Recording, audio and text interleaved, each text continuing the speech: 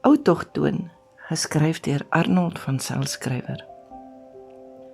Sag val elke bloudruk sneeuvlokkie op die laag tot 'n dik wit toewy in Siberië se hemisfeer. Hier skuil 'n geduldige, gekamoufleerde autochtoon. Haar spore is spoorloos soos haar asemteug.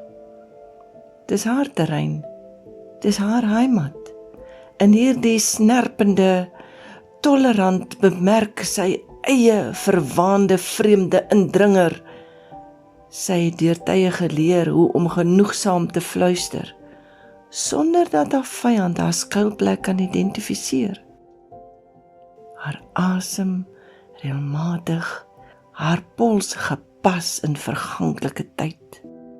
Uit elke driehoek meetkunde is haar visier dodelik gerig op daardie snuffelaar met sy eie opgelegde oortuiginge. Sy mis nie. Elke aanslag is 'n geruislose, dodelike kolskoot. Sy saai paniek. Sy is 'n skerpskutter.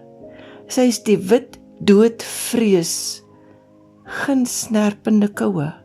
Sy is die snerpende koue.